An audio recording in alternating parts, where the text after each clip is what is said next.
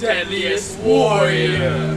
In this episode, we will have the Mongols versus the Carthaginians. Who will win? Who will die?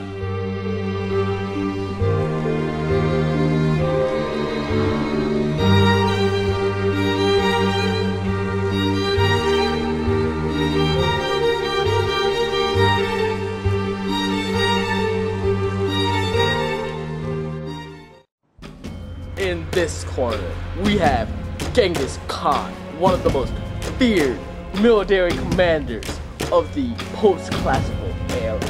Genghis Khan was called Temujin at a young age. At a very young age, he was also kidnapped by another clan.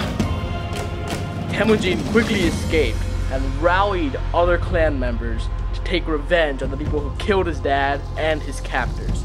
After that, there was a meeting between all the clan leaders, and they elected Temujin Kagan, which is pretty much supreme commander of the Mongols. After that, Temujin quickly rose to military dominance and created one of the most deadliest fighting machines on the planet. His army was organized, his units were well armed, and he conquered most of the known world at this time. When Temujin died, the Mongols made a giant line and marched all the way back to Mongolia and killed anything that crossed their path. This was done to hide his body. In the other corner, we have Hannibal the Great, one of the greatest military commanders in world history. He was born during a time of extreme tension between Carthage and Rome, who were fighting for dominance in the Mediterranean basin.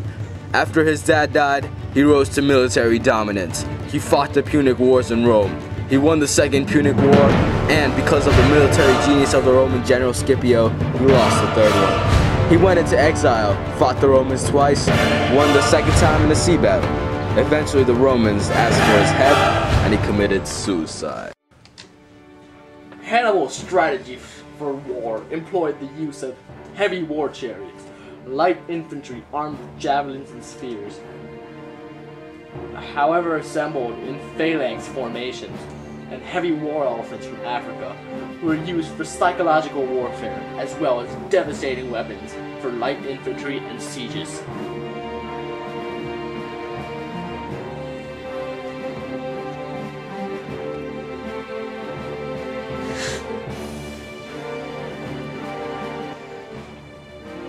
Sir Hannibal, we have heard the Mongol forces approaching. What is your strategy for us supposed to employ? First, what are the numbers of their forces? We estimate about 3 Tumens, sir, about 30,000. That is 10 times our force. It is indeed. That's 2 times as bad as Rome's fight. Yes, it is. You must use your brilliant strategy and brains to counter this force. Well, I will use the same strategy as they will.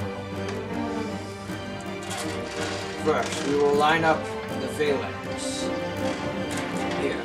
However, we will have the weakest in the middle and the strongest on the sides. The cavalry will be hiding over here, like we did behind the hill on the open plain. I see, sir. When the Mongols come in, they will push my force back in the middle, while the heavier phalanx on the sides keep ground. Then, the cavalry will come in from behind, and we will trap them, making them utterly unused to being able to move. That way, we will kill them without them being able to fight back. We will slaughter them like pigs. Mongol forces consisted of light Mongol cavalry armed with composite bows, scimitars, and deadly hit-and-run tactics. Siege machines were a critical part of Mongol warfare. They were made and disassembled onto horses and were used when attacking a city.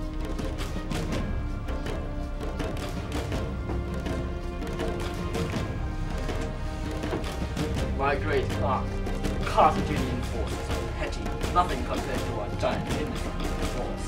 Although they have Hannibal in their head, what should be our strategy? This should be decisive.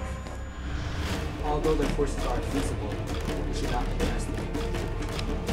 We will set 3 tunings in the front. 3 tunings. And then we will have 4 more at the rear for reinforcements.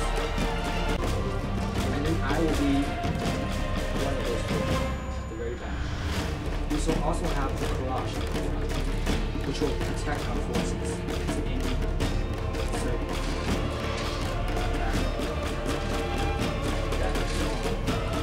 Ready. Great battle indeed. In the short range battle, the Carthaginians would lose because the Mongols had bows and all they had was javelins. The Mongols would destroy the Carthaginians.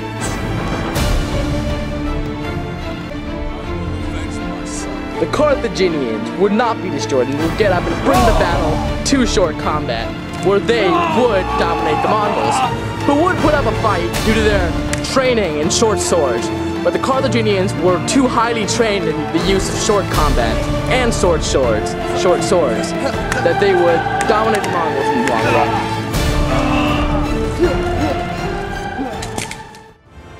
At this point, both armies would sustain heavy losses, and the Mongols would bring out their horses, and the Carthaginians would bring out their elephants. The Mongols' horses would allow them to be fast and agile, and would eventually overpower the elephants by killing their riders.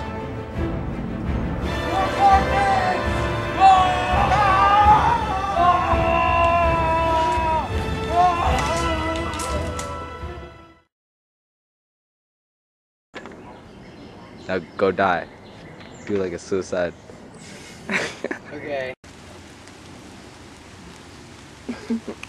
Look, they're kissing. Likely dominate the Mongols, who would eventually put up a fight, but would eventually lose their costume.